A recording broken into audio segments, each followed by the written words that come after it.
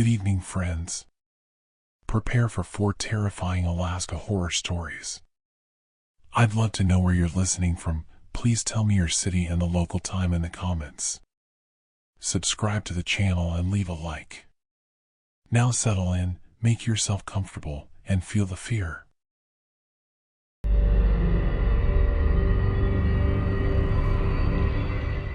I should have known better than to miss the 6 p.m. ferry.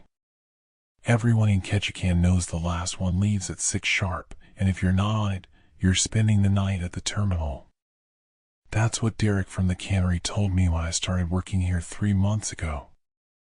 Don't ever miss that ferry, he said, with this look in his eyes like he was warning me about something more than just an inconvenient night. But I was an idiot. I stayed late finishing inventory reports because my manager in Seattle needed them by midnight, and by the time I looked up from my laptop, it was 6:47 p.m.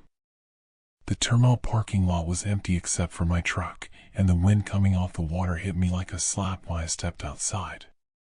February in Alaska doesn't fuck around. The terminal building was one of those utilitarian concrete structures that looks exactly like every other ferry terminal in America. Harsh fluorescent lights, plastic chairs bolted to the floor, vending machines humming in the corner, and that distinctive smell of salt water mixed with diesel fuel. A handwritten sign on the ticket counter read, "Next ferry, 6 a.m. 14 hours.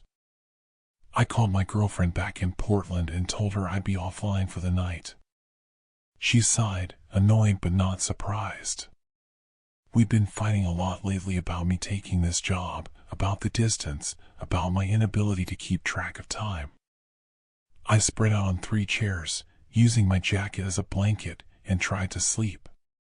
The wind screamed against the windows.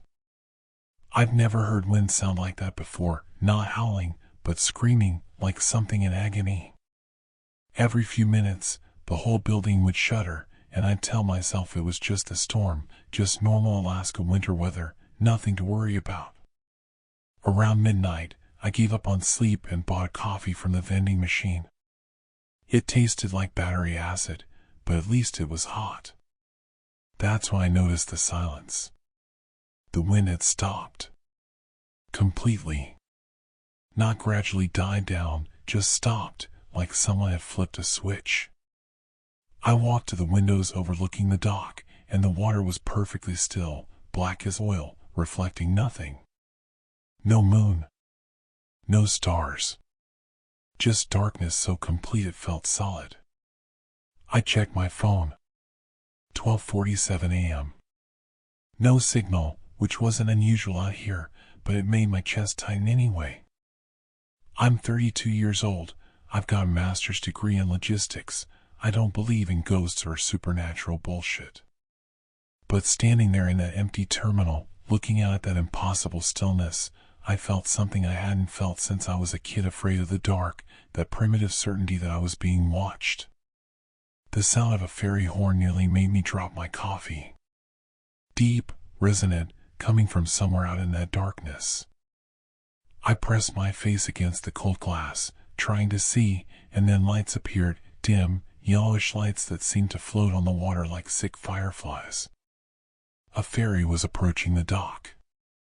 Relief flooded through me. Maybe there was a late run I didn't know about, some emergency scheduled during storms.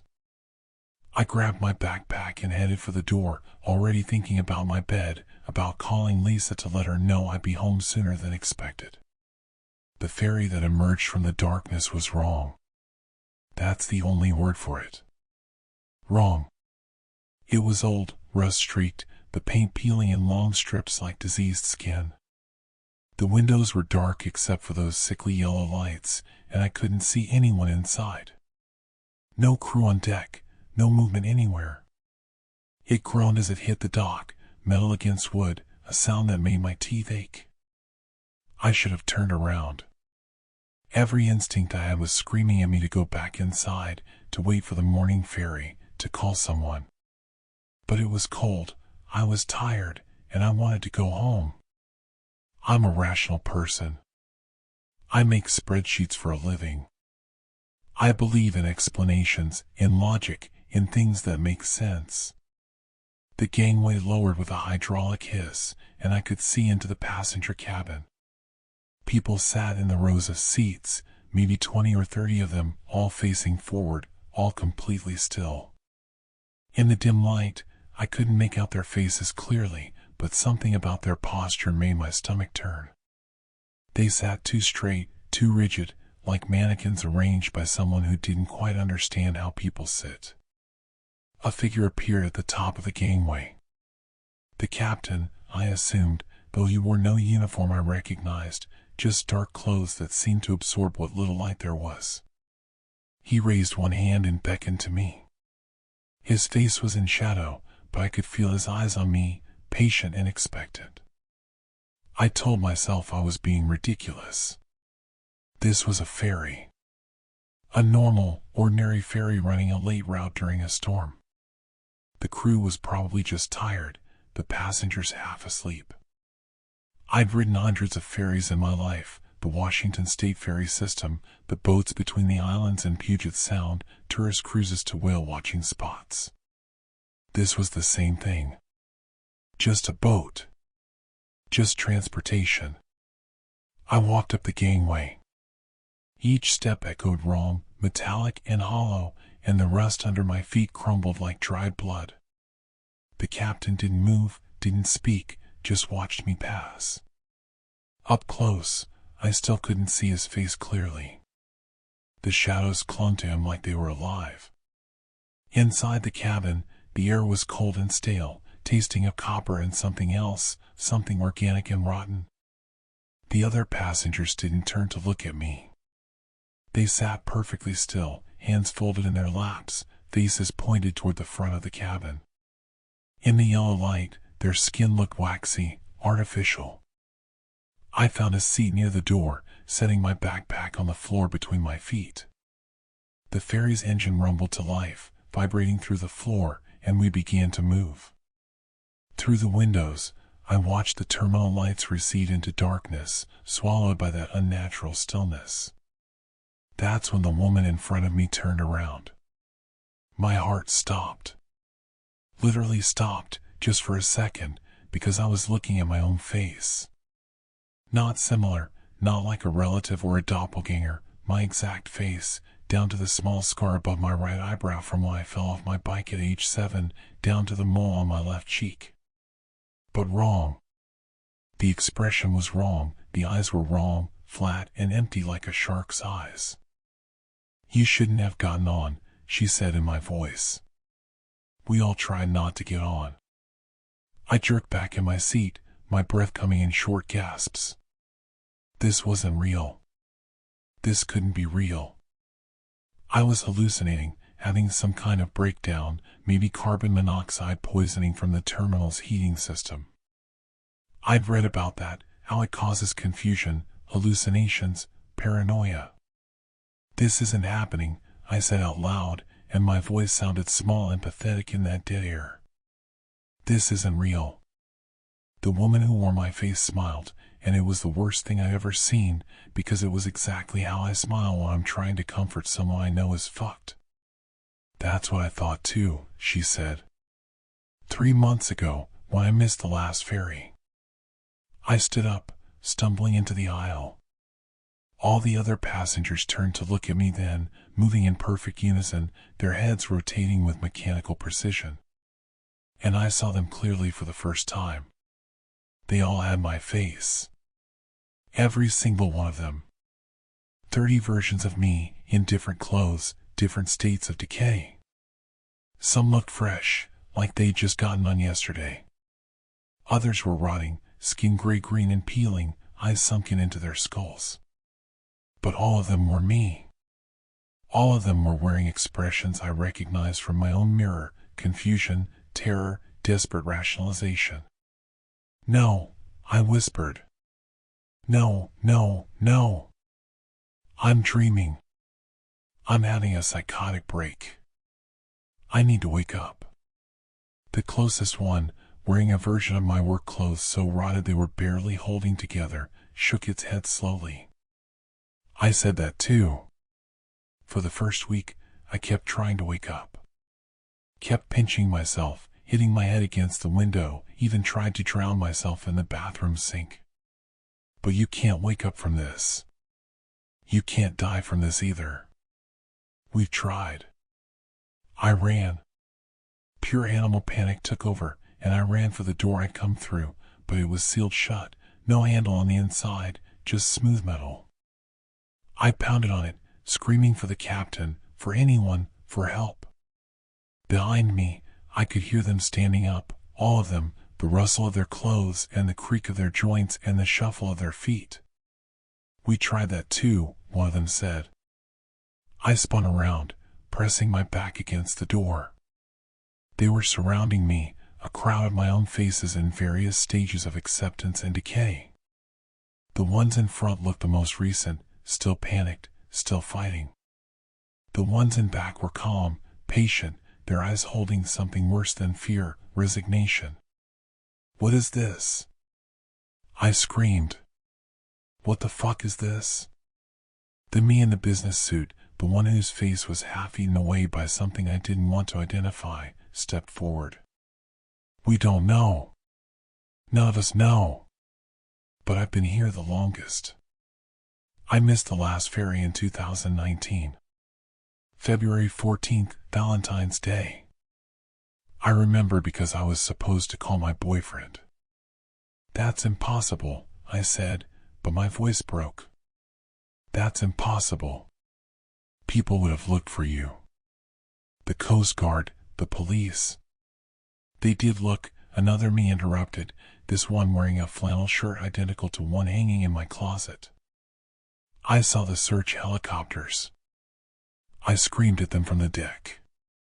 They flew right over us. They didn't see us. No one sees us.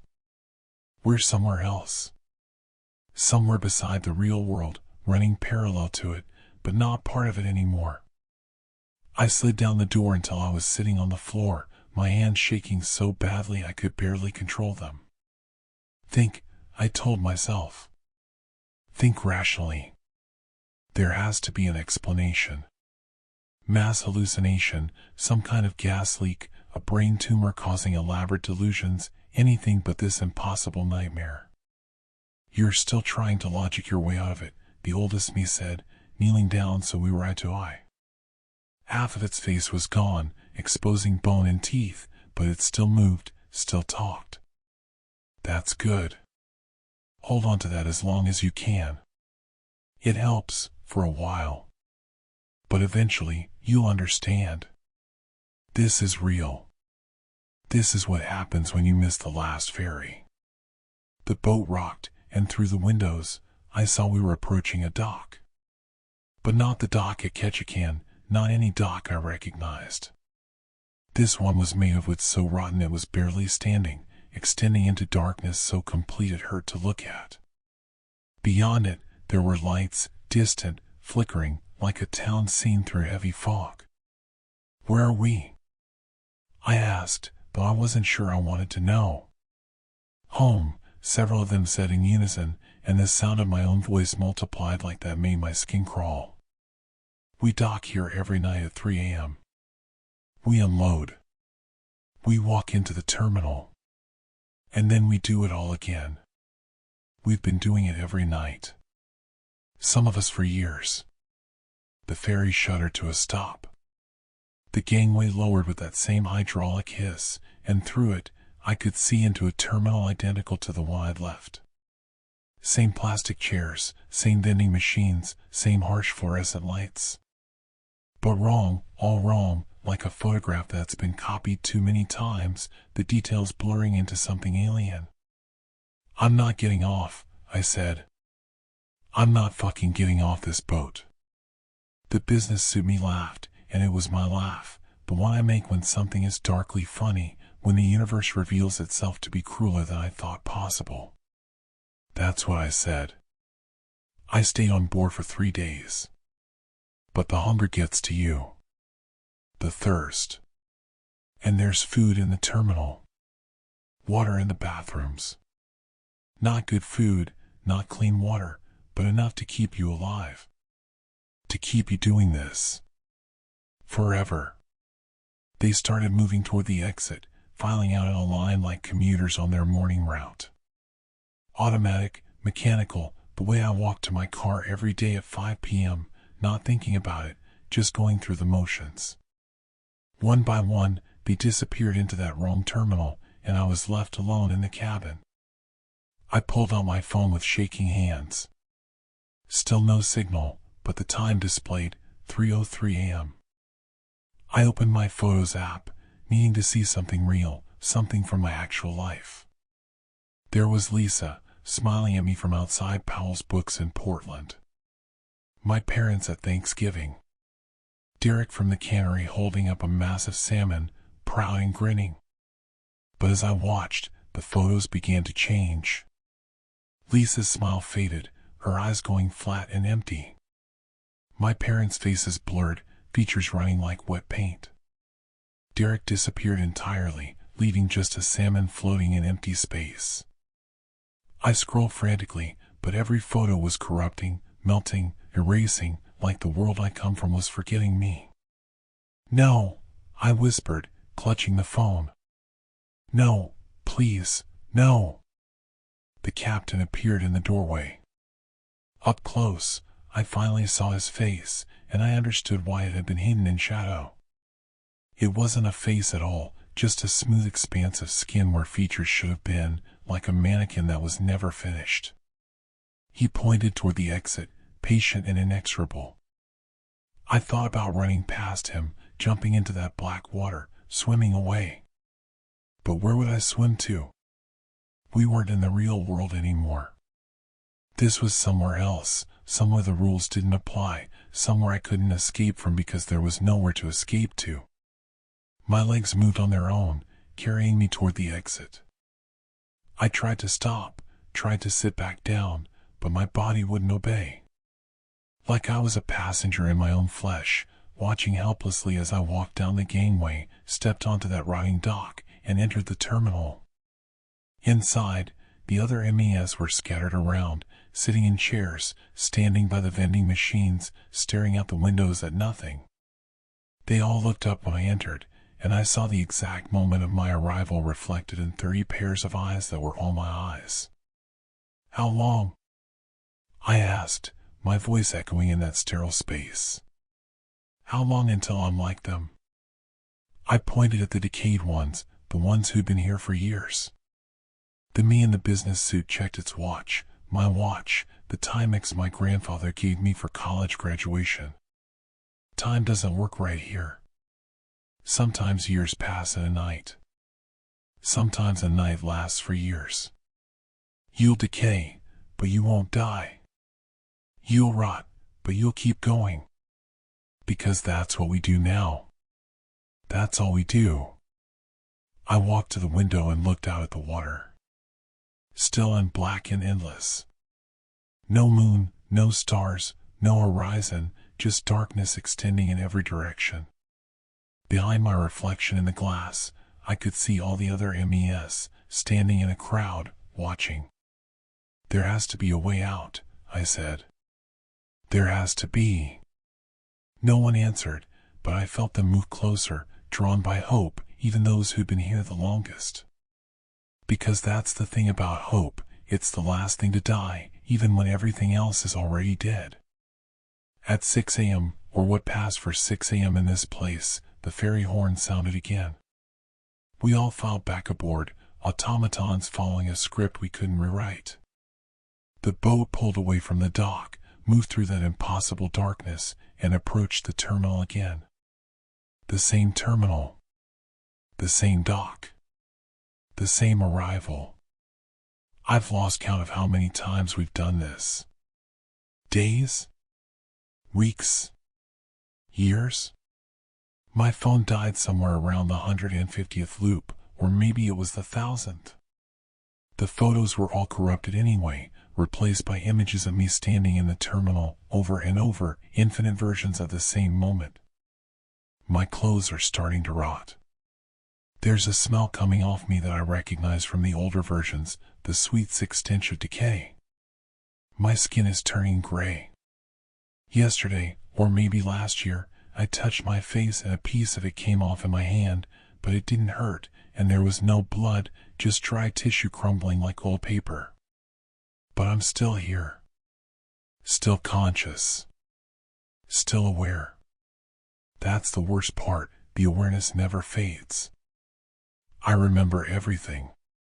Portland, Lisa, my parents, Derek, the life I had before I missed the last ferry. I remember being rational, being skeptical, being the kind of person who doesn't believe in impossible things. New ones arrive sometimes.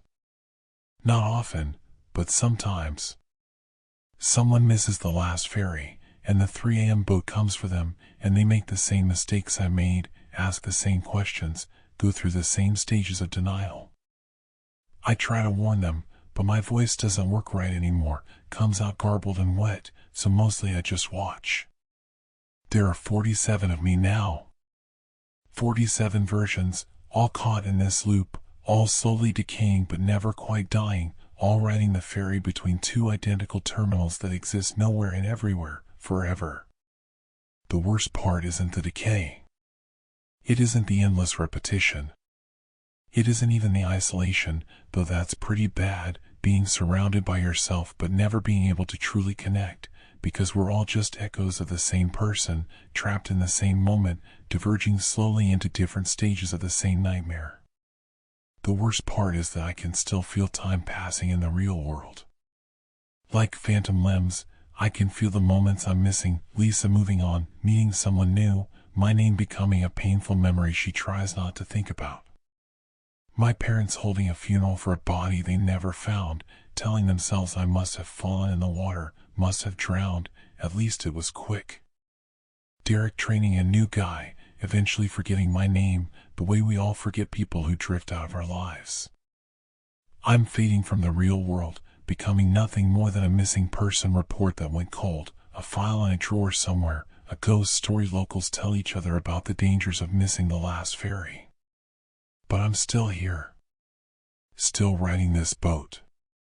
Still decaying, still aware, still trapped in this moment between moments, this space between spaces, forever paying the price for a simple mistake that anyone could make. Anyone. That's what I need you to understand. This could happen to you. Maybe not the ferry, maybe you'll miss the last train, or take the wrong exit, or stay too late at the office, or make some other small error that opens the door to somewhere you can't come back from. The world is thinner than you think. The rules are more fragile than you believe. And once you slip through the cracks, there's no climbing back out. So don't miss the last ferry. Don't stay late. Don't convince yourself that rational explanations will protect you. Don't think it can't happen to you. Because I thought that too.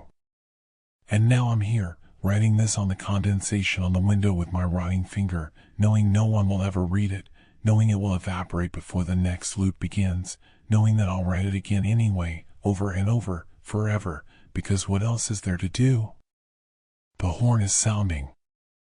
The boat is docking. It's 3 a.m. again, or still, or always. Time to go. Time to do this all again. Time to keep writing. Forever. The power died at 11:47 p.m. on Tuesday. I know because I was staring at my phone when the lights went out, scrolling through the weather alerts that kept screaming about the storm. Wind chill -40. Whiteout conditions. Stay indoors. The kind of warnings you get 3 times a winter up here in Fairbanks, the kind that make you roll your eyes because you've seen it all before. I'd lived in Alaska for 6 years. I knew how to handle a blizzard. The house went black and silent except for the howling outside. That wind, Jesus, that wind sounded like it was trying to tear the roof off. I fumbled for the flashlight I kept in the kitchen drawer, the beam cutting through the darkness and catching on the familiar shapes of my life. The coffee maker. The stack of bills on the counter. The photograph of my sister's kids stuck to the fridge with a magnet. Normal things. Safe things. I lit 4 candles and placed them around the living room, their small flames pushing back against the oppressive dark. The house was already getting cold. I could see my breath. I dragged every blanket I owned onto the couch and settled in, figuring I'd wait it out like I always did. The radio said the power would be back by morning. It was just a matter of surviving the night. I fell asleep watching the candles flicker, their dancing light making shadows crawl across the walls. When I woke up, something was wrong. The cold hit me first, a bone-deep, penetrating cold that made my joints ache. But that wasn't what made my stomach clench with sudden, inexplicable dread. It was the light. Warm, flickering candlelight. I could see it playing across the ceiling, illuminating the water stain that looked like a face if you stared at it long enough.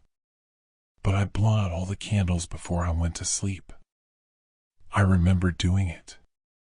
I'd licked my fingers and pinched each wick, watching the smoke curl up toward the ceiling. All 4 of them.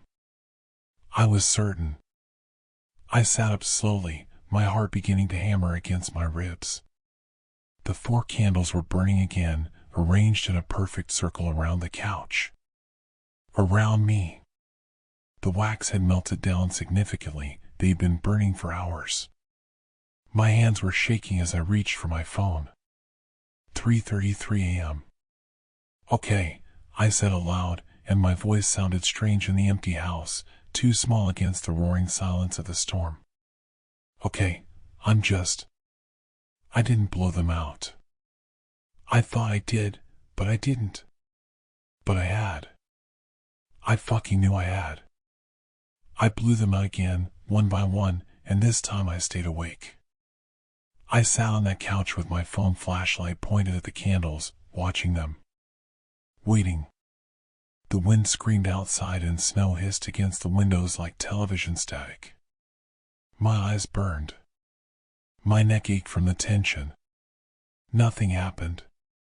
At 4:15 a.m., I finally let myself blink for more than a second. When I opened my eyes, all 4 candles were burning again. The scream that tore out of my throat was involuntary, animalistic. I lurched off the couch and stumbled backward, my hip cracking against the coffee table hard enough to send pain shooting down my leg. The candles flickered but didn't go out. Their light seemed different now, too bright, too steady, like they were burning with something other than fire. This isn't happening, I whispered. This isn't fucking happening. But it was. The evidence was right there, inexplicable and impossible and real. I grabbed my phone with trembling fingers and called 911. It rang once, twice, then cut to a recorded message, "All circuits are busy. Please try your call again later." I tried again. Same message. I tried my sister in Colorado. My buddy Marcus who lived 10 minutes away. My landlord. Every call died after 2 rings. The rational part of my brain, the part that had gotten me through college, through a divorce, through 6 Alaska winters, was screaming at me to think clearly. Carbon monoxide poisoning. That had to be it. The heater had gone out with the power, but maybe there was a leak, maybe I was hallucinating. But I'd opened windows earlier to vent the house. The cold air rushing in was real enough to hurt. I grabbed one of the candles, my hand hovering over the flame. I could feel the heat. When I touched the wax, it burned my finger and I yelped, dropping it. The candle landed upright on the hardwood floor and continued burning, wax dripping onto the wood in slow, deliberate drops. A thought crept into my mind like a spider. What if I'm losing my mind? My grandmother had schizophrenia. She'd told my mother once that the walls whispered to her, that shadows moved with intention. They put her away when I was 10. I remembered visiting her in that facility, the way her eyes looked through me instead of at me, like I was made of glass. Was this how it started? Would I end up like her, muttering to myself in some locked ward while doctors shook their heads? I spent the next hour pacing, trying to logic my way out of the horror. I checked every candle 3 times to make sure they were out. I put them in the sink and ran water over them until they were soaking wet. I threw the goddamn things in the trash and took the trash bag outside into the shrieking chaos of the storm and hurled it as far as I could into the snow. When I came back inside, shivering violently, stamping snow off my boots, I found 4 new candles on the coffee table. Not the same ones, these were different. Pillar candles. White ones. I didn't own white pillar candles.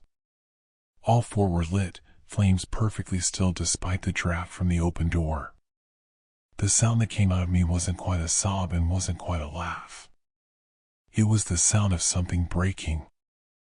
I slammed the door and backed away from the candles like they were a snake coiled to strike. My back hit the wall and I slid down it, pulling my knees to my chest. "Please," I said to the empty room. "Please, I don't understand what's happening." The candles didn't respond. They just burned, patient and eternal, their light catching on every surface. In their glow, I noticed something I hadn't seen before. The shadows on the wall were moving randomly. They were forming shapes. Almost like letters. Almost like words. No, that was crazy. That was my mind making patterns out of chaos, the same way people saw faces in clouds or heard messages in static. I squeezed my eyes shut and counted to 10, trying to remember the grounding techniques my therapist had taught me after the divorce. 5 things you can see. 4 things you can touch. 3 things you can hear. The wind. My own ragged breathing. And something else. A 3rd sound, so faint I almost convinced myself it wasn't there. A whisper. Multiple whispers. Coming from everywhere and nowhere. I opened my eyes. The candles had moved closer. They were no longer on the coffee table.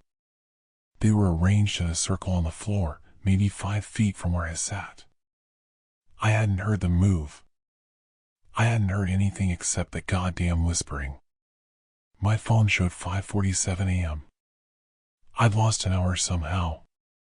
Just gone, erased from my memory. I checked the time again, certain I'd misread it. But no, 5:48 a.m. now. The sky outside should have been showing hints of dawn, but through the snow-covered windows, I could see only absolute darkness. I forced myself to stand, every muscle in my body screaming in protest. I had to get out. I'd drive to town, to the hospital, anywhere with people and lights and an explanation that didn't make me want to claw my eyes out. I grabbed my keys from the hook by the door and reached for the handle. The whispers rose to a crescendo. I froze. The sound was coming from behind me now, from the circle of candles. It wasn't words exactly, but I understood it anyway. A command. A plea. A warning. Stay. Don't leave. We need you here. Who are you? My voice cracked. What do you want? The shadows on the wall twisted and writhed, and for just a moment, just a fraction of a second, they resolved into something clear. For human shapes, their arms outstretched toward me. And then they were just shadows again, meaningless and random. I yanked the door open and ran. The cold hit me like a physical blow, stealing the air from my lungs. The snow was waist deep, the wind strong enough to knock me sideways. My car was completely buried, just a white mound in the driveway. I waded toward it anyway, my legs burning with effort, my face going numb. I'd dig it out with my bare hands if I had to. Anything to get away from that house and those impossible candles and the creeping certainty that I was either dying or insane. I'd made it maybe 20 feet when I realized I couldn't see the house anymore. The storm had swallowed it completely. I turned in a circle, panic rising in my throat.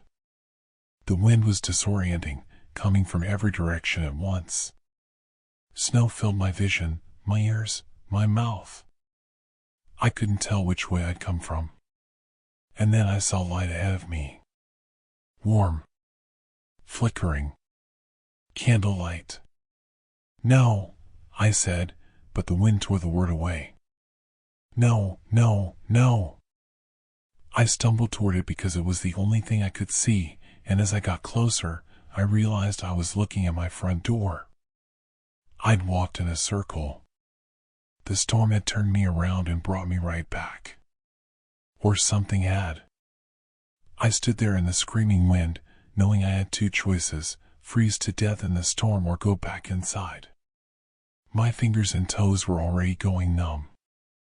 Ice crystals clung to my eyelashes. The cold was making it hard to think. I went inside. The candles were waiting. All four of them, arranged around the couch again, burning steadily. The whispers had stopped. The shadows were just shadows. But as I peeled off my frozen jacket with hands that wouldn't stop shaking, I noticed something new. There was a fifth candle now, sitting in the center of the circle. It was unlit. I approached it slowly, every instinct screaming at me to run even though there was nowhere to go. Up close, I could see something carved into the wax. Four words, rough and uneven like they'd been scratched with a fingernail, lighted before dawn.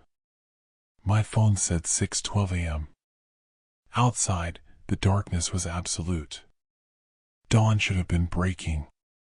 But it wasn't. The sky was black as midnight, and getting blacker. I picked up the fifth candle. It was cold, so cold it burned my palm. My hands were shaking so badly I nearly dropped it. I told myself this was all in my head, that I was hypothermic and hallucinating, that none of this was real. But I also knew, with the terrible certainty of true fear, that if I didn't light this candle, something worse than anything I could imagine was going to happen. I held it to one of the four burning candles. The wick caught immediately, and the flame that sprouted was wrong. Too blue. Too cold. It didn't flicker. The moment it lit, the whispers started again, but this time they were inside my head. Four voices, overlapping, desperate. They told me things I didn't want to know. About the family that had lived here before me. About the father who'd lost power during a storm and lit candles to keep his children calm. About how he'd fallen asleep and woken to find them all dead, suffocated by carbon monoxide from a faulty heater.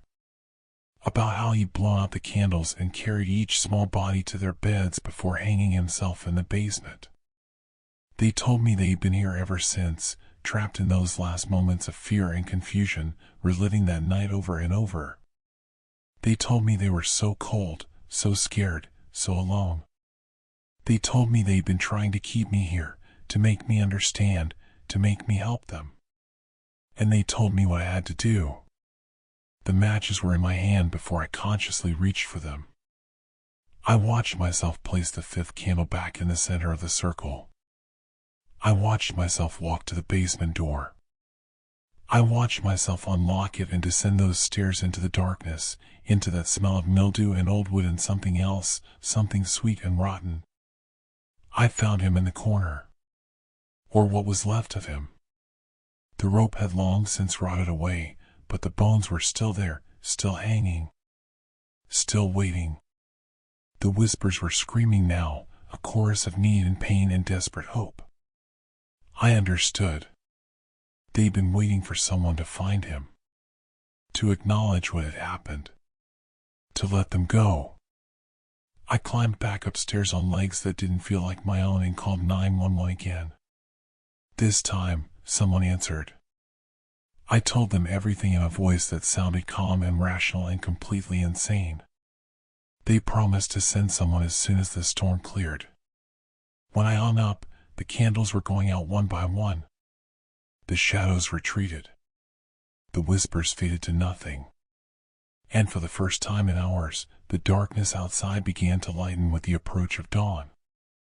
I sat on that couch, wrapped in every blanket I owned, watching the last candle burn down to nothing. When it finally guttered out, I was alone in my house again. Truly alone. The power came back at 7:23 a.m. with a sudden blaze of electric light that made me cry out. The police found the remains 3 days later, exactly where I said they'd be. The news called it a tragedy, a mystery finally solved. They interviewed me, and I told them I just had a feeling, a hunch. They seemed satisfied with that. Nobody wanted to hear the truth. I moved out a week later. I don't live in Alaska anymore. I don't live anywhere cold. I keep every light in my apartment burning all night, every night, and I've never lit a candle since. But sometimes, when the wind howls against my windows, I hear whispers. And I wonder if they were really asking for help, or if I let something out while I lit that fifth candle. I wonder if the darkness I saw wasn't the storm at all, but something else. Something that noticed me noticing it. I wonder if it's still watching. And I wonder what will happen when the power goes out again. The gymnasium smelled like sweat and old rubber, that institutional stink you never quite forget from high school. I'd been here before, for my nephew's basketball games, for town hall meetings, but never like this. Never with cots lined up in rows, never with 50 strangers huddled under Red Cross blankets, never with the windows rattling so hard I thought they'd shatter inward and let the storm devour us all. The blizzard had come fast. Too fast. I'd been driving home from my shift at the grocery store when the visibility dropped to nothing, when the road disappeared beneath a churning white chaos that made my headlights useless. I'd barely made it to the community center before my car slid into a ditch. The emergency broadcast had been clear: seek shelter immediately, do not attempt travel, wind chills could kill in minutes. So here I was, cot number 37, surrounded by my neighbors and strangers, waiting out what the news was calling a once-in-a-century storm. People had settled in with that resigned practicality Americans get good at during disasters. Someone had brought a deck of cards. A woman was reading to her 2 kids under a flashlight. An elderly man snored 3 cots down from me. Normal. Safe. The gymnasium lights hummed overhead, generators keeping everything bright and warm while the storm tried to tear the world apart outside. I fell asleep around 11, listening to the muffled conversations and the relentless howl of the wind. When I woke up, they were all standing. Every single person in the gymnasium was on their feet, perfectly still, facing my direction. 50 people.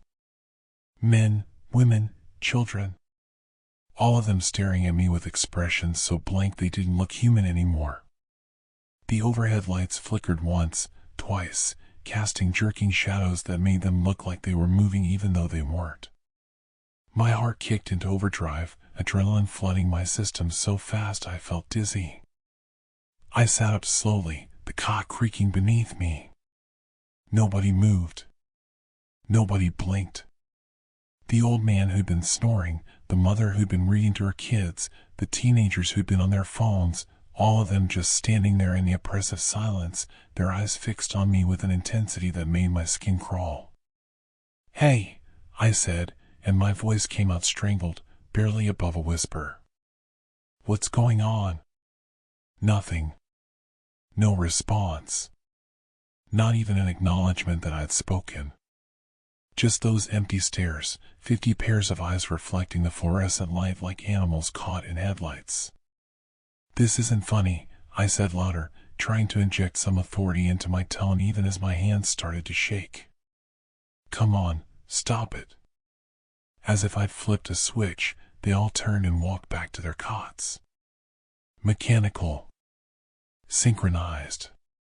They lay down, pulled their blankets over themselves, and within seconds, I heard snoring. Regular breathing. The sounds of sleep. I sat there trembling, my heart hammering so hard I could feel it in my throat. What the fuck was that? Some kind of prank? But the kids had been standing too, a girl who couldn't have been more than 6, her teddy bear dangling from her hand, her eyes glassy and dead. What kind of sick parents would make their kid do that? I checked my phone. 3:17 a.m. The witching hour, some part of my brain supplied unhelpfully. I pulled up my messages and started typing to my sister, something weird is happening at the shelter. But there was no signal. Of course there wasn't. The storm had probably taken out the cell towers. I didn't sleep after that. I sat on my cot, watching everyone else sleep, my muscles tense and ready to bolt even though there was nowhere to go. The wind screamed outside like a living thing in pain. Every time someone shifted in their sleep, I flinched. By the time dawn came, or what should have been dawn, though the windows showed only the same darkness as midnight, people started waking up. Normal. Stretching. Yawning. The mother helped her kids brush their teeth with bottled water. The card players started up a new game. The old man shuffled toward the bathroom. I approached the mother, trying to keep my voice steady. "Hey, did anything strange happen last night?" She looked at me with polite confusion. "Strange? Like what?" "Like everyone standing up and staring at me in the middle of the night?" Her laugh was genuine, warm even. "I think you had a nightmare, hon. This place would make anyone have bad dreams." I slept like a rock, thank God. These kids usually wake up 10 times a night. I asked 3 other people. Same reaction. Nobody remembered anything. They looked at me with that particular concern people reserve for someone who might be losing it, and I felt the first cold fingers of doubt wrap around my certainty. Had it been a dream? I'd been exhausted, stressed. Maybe I had some kind of night terror, one of those things where you wake up but you're still half dreaming. But it had felt so real. The way the lights flickered. The synchronized movement. Those empty, staring eyes. I spent the day in a fog of anxiety, jumping at every sound, watching everyone with paranoid intensity. People noticed. I caught them whispering, glancing my way. Great. Now I was the weird guy who'd had a breakdown at the community shelter. Just what I needed. The day dragged on with agonizing slowness. The storm showed no signs of stopping. If anything, it was getting worse. The wind sounded like it was coming from inside my skull now, a pressure that made my teeth ache. The emergency coordinator, a tired-looking woman named Beth, announced that we'd probably be here another night at least. Maybe 2. The roads were impassable. Several people were injured trying to dig out their cars. We were safer here. Safe. Right. I tried to stay awake that night. I really did. I drank 3 cups of the terrible coffee they had brewing in the corner. I played cards with a group of college kids who'd gotten stranded on their way to Anchorage. I did jumping jacks in the bathroom until someone knocked and asked if I was okay. But exhaustion is a relentless predator, and sometime around 2 a.m., my eyes slipped closed. I woke to the feeling of being watched. They were closer this time. Every person in the gymnasium stood in a tight circle around my cot, maybe 10 feet away. Closer. So much closer than before. Their faces were still blank, still inhuman, but now I could see the details. The way their chests rose and fell in perfect synchronization. The way none of them swayed or shifted weight like normal people do when they stand still. The little girl was clutching her teddy bear, but her hands were too tight, knuckles white, like she was strangling it. "Please," I whispered, and the words seemed to die in the air between us. "Please, what do you want?" The lights flickered. Once. Twice. On the 3rd flicker, they all took a step forward. I scrambled backward on the cot, my back hitting the wall. They matched my movement, another step, the circle tightening. My breath was coming in short, sharp gasps. This was real. This was happening. This wasn't a dream or exhaustion or stress. This was real. Stop! I shouted, and my voice echoed through the gymnasium, shrill with terror. Instantly, they turned and walked away. Back to their cots. Lay down. Slept. I sat against the wall, hyperventilating, my vision tunneling. The rational part of my brain was screaming that this couldn't be happening. People don't do this. 50 people don't coordinate a perfect synchronized sleepwalking event. Children don't participate in elaborate cruel pranks. This violated every law of normal human behavior. Which meant either I was having a complete psychotic break or something was very, very wrong. I thought about my Uncle Jerry. He had a schizophrenic episode in his 30s, convinced that his coworkers were all robots controlled by his boss. We'd found him trying to expose them at a company picnic, screaming about hive minds and conspiracy. They put him on medication, but he was never quite the same. Was that happening to me now? Was I seeing patterns that didn't exist, imagining threats where there were none? But the alternative was worse. The alternative was that this was real.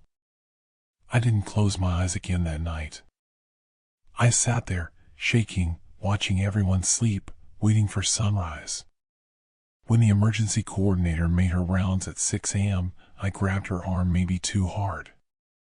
Beth, I need to talk to you. Something's wrong with everyone here.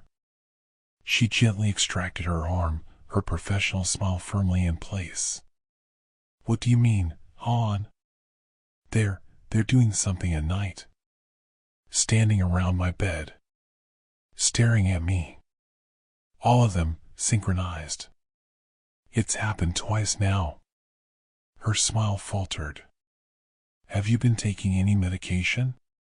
Sometimes the stress of these situations. I'm not crazy. The words came out too loud.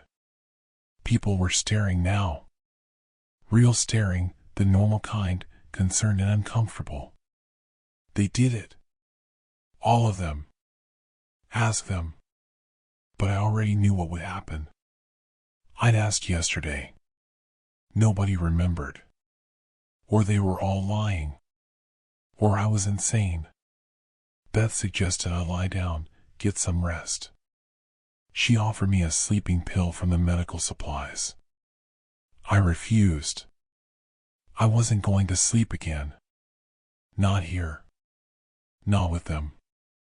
The day was worse than the first. People actively avoided me now. Parents pulled their kids away when I walked past. The college kids I played cards with found somewhere else to sit. I was the crazy guy. The one having a breakdown. I could see it in their eyes, pity mixed with fear, the way you look at someone who might become violent. I tried the doors around noon. Locked from the outside for our safety, Beth explained. The storm was still too dangerous. We couldn't leave even if we wanted to. I was trapped here with 50 people who either thought I was insane or were part of something I couldn't understand. That night, I wedged myself into a corner, my back against two walls where nobody could get behind me. I held my phone like a weapon, the flashlight app ready. I wasn't going to be caught off guard again. I was going to record it this time, get proof. But I must have dozed off anyway, because I woke with a start to find them standing over me. They'd gotten closer. Much closer. The circle was maybe 3 feet away now, tight enough that I couldn't see past them to the rest of the gymnasium. 50 faces staring down at me, and in the harsh shadows cast by the flickering lights, I could see something I'd missed before. Their mouths were moving. All of them. Synchronized. Soundless. They were saying something. I fumbled for my phone, my hand shaking so badly I nearly dropped it. I managed to hit record and pointed it at them, the camera struggling to focus in the dim light. Through the screen, I watched their lips move in perfect unison, forming words I couldn't hear. The lights flickered again, longer this time, and in that strobing darkness, I saw, or thought I saw, their eyes change. The whites disappeared, replaced by something else. Something dark and liquid and wrong. When the lights came back, they were normal again. Human.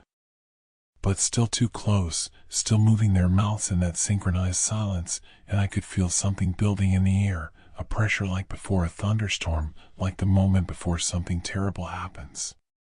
"What are you saying?" I demanded, my voice cracking. "What do you want from me?" The little girl tilted her head. Just her. Just that one movement while everyone else stayed perfectly still. Her teddy bear fell from her hands and landed at my feet. When I looked back up, she was smiling. They all were. 50 identical smiles that didn't reach their eyes. Then they dispersed, drifting back to their cots like ghosts. I played the video back with trembling hands. The timestamp showed I'd recorded for 47 seconds. But the video showed nothing. Just me, huddled in the corner, pointing my phone at empty space. The gymnasium was empty in the recording. No circle of people. No synchronized mouths. Nothing. "No," I whispered. "No, no, no. That's not possible." They were there. They were right fucking there. I watched it again. And again. Same result. Empty space. Just me, looking like a lunatic filming nothing. I was losing my mind. That was the only explanation. Stress-induced psychosis. A breakdown. Too many double shifts at the grocery store, too much isolation, too much something. This wasn't real. It couldn't be real. But when I bent down to pick up the teddy bear that had fallen at my feet, it was there. Solid. Real. And it was cold, so cold it burned my palm. The third night, I didn't even try to stay awake. What was the point? If this was madness, sleep wouldn't make it worse. If this was real, I was fucked either way. I closed my eyes and let the darkness take me. This time when I woke, they weren't standing. They were kneeling around my cot, all 50 of them, their heads bowed like they were praying. The lights were steady now, no flickering, and in the clear fluorescent glow, I could see every detail. The way some of them had tears running down their faces. The way others had blood dripping from their noses, dark red against pale skin. The way the little girl's teddy bear was sitting on my chest, its button eyes seeming to stare at me. And they were speaking now. Not silently. Their voices were a whisper, but I could hear them, all 50 voices blending into one horrible chorus. "Help us. Please help us. We can't wake up." My scream cut through the gymnasium like a knife. I thrashed away from them, fell off the cot, scrambled across the floor. They didn't move. They just kept kneeling, kept praying, kept chanting that horrible plea. "We can't wake up. We can't wake up. We can't wake up." I ran for the doors, slamming into them hard enough to bruise my shoulder. Locked. I beat on them with my fists, screaming for someone to let me out, anyone, please, God, please. Behind me, the chanting grew louder. "We can't wake up. We can't wake up. We can't wake up." Beth appeared from somewhere, grabbing my arms. Hey. You need to calm down. You're going to hurt yourself." "Can't you hear them?" I was sobbing now, completely unhinged. "They're saying they can't wake up. Listen. Please listen." She looked past me at the gymnasium. "Everyone's asleep, hon, nobody's saying anything. You're having an episode. We need to get you sedated." "No." I shoved her away, harder than I meant to. She stumbled, and suddenly there were hands on me, people holding me down, and Beth was coming at me with a syringe. "This will help you rest," she said, her voice gentle, pitying. "You'll feel better in the morning." The needle bit into my arm and fire rushed through my veins. My vision blurred. I tried to fight, but my limbs wouldn't obey. The last thing I saw before the darkness took me was the circle of kneeling figures. They'd raised their heads now, all of them looking at me with expressions of such desperate hope it broke something in my chest. The little girl mouthed 2 words, "Wake us." I woke up in my own bed. The storm was over. Sunlight, real, honest sunlight, streamed through my window. My car was in my driveway, undamaged. I was wearing my own clothes, not the ones I had at the shelter. My phone showed 3 days had passed. There were no messages. No missed calls. Nothing. I drove to the community center, my hands white-knuckled on the steering wheel. The parking lot was empty. The doors were locked. Through the windows, I could see the gymnasium, dark and quiet. No cots. No emergency supplies. No sign that anyone had been there at all. I asked around town. The librarian, the guy at the gas station, the waitress at the diner. Nobody remembered a shelter opening during the storm. Nobody remembered spending 3 days at the community center. The blizzard had been bad, sure, but nothing crazy. Most people had just stayed home. "You feeling okay?" the waitress asked, refilling my coffee with concern in her eyes. "You look like you've seen a ghost." I wanted to tell her everything, but I could already see how she'd react. The same way Beth had. The same way everyone would. Because what I experienced was impossible. 50 people don't share a synchronized illusion. Emergency shelters don't vanish from collective memory. I was either crazy or something so far beyond my understanding that talking about it would only make me look crazier. That was 2 months ago. I still live in the same town. Still work at the same grocery store. People have stopped asking if I'm okay, which means they've either decided I am or decided it's polite not to ask. But I see them sometimes. My neighbors. The college kids. The mother and her children. The old man. All 50 of them, going about their lives. And sometimes, when I pass them on the street or in the store, they look at me with this strange expression. Recognition. Pleading. Like they want to say something but can't. Last week, I saw the little girl in the checkout line with her mother. She was holding a different teddy bear. When her mother wasn't looking, the girl grabbed my hand. Her palm was cold. She leaned in close and whispered 4 words that made my blood turn to ice. "You didn't wake us." Then she smiled and went back to her mother like nothing had happened. I don't sleep well anymore. When I do, I dream of that gymnasium. Of 50 people kneeling around my bed. Of voices chanting in perfect harmony. And I dream of the storm outside, endless and hungry, waiting for the next time it can trap us all in that place between sleep and waking. Because I'm starting to understand something terrible. What if I'm the one who never woke up? What if I'm still there, in that shelter, lying on that cot while something wears my face and lives my life? What if every morning I wake up and go to work and come home is just another layer of the dream? What if we're all still there, and none of us know it? The worst part is, I'll never know for sure. That's the real horror.